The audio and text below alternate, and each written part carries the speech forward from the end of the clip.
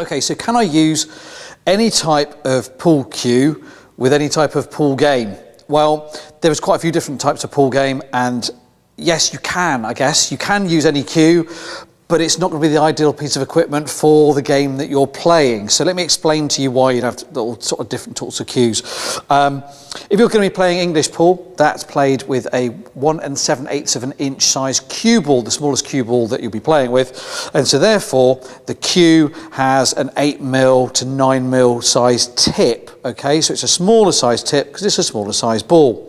Some people do use snooker cue. So this snooker cue will generally be about 11mm size tip, and you can play that with a English cue ball, but it's really designed for playing with a snooker cue ball, which is 2 1/16 of an inch in size. But a lot of people like to be able to play with the same cue that they own, whether they're playing English pool or snooker, and you can play that with either, to be honest with you, without much of a problem. People prefer to play 8-ball pool with a thinner tip, purely because it does give you a little bit more control. Because it's thinner, it's smaller, it's more delicate, and you can get better control over the cue ball with that if you're a decent quality player. If you're not such a good player, if you're a starter, if you're a beginner, I would suggest going with a snooker size cue.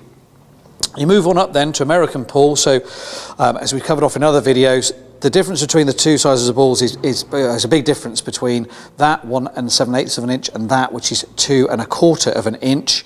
And therefore, for an American pool game, you would be using an American pool cue.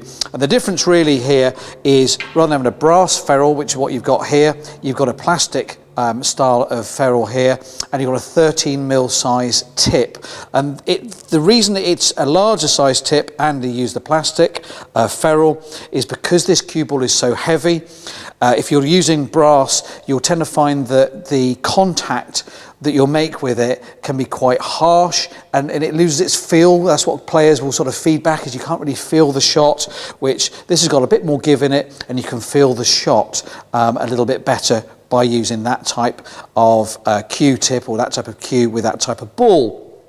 One thing I would note though is in breaking, sometimes people will use an American pool cue to break an English pool, simply because the power that's getting used in breaking can, when you use an English pool cue, it can cause the tip to either mushroom, which is where the impact just squashes it down and the edges of the tip go over the edge of the ferrule, or it can split it, or it can in fact split the ash that the cue is made of. Simply just the power of breaking as hard as you can when the ball hits the cue ball, it can cause problems. So some people will use an American cue to break with, or you can actually get a specific break cue, which will have a carbon fibre ferrule, and it's designed to take that harsh impact every single time you break and stop your nice cue that you'd normally use when playing from splitting or breaking.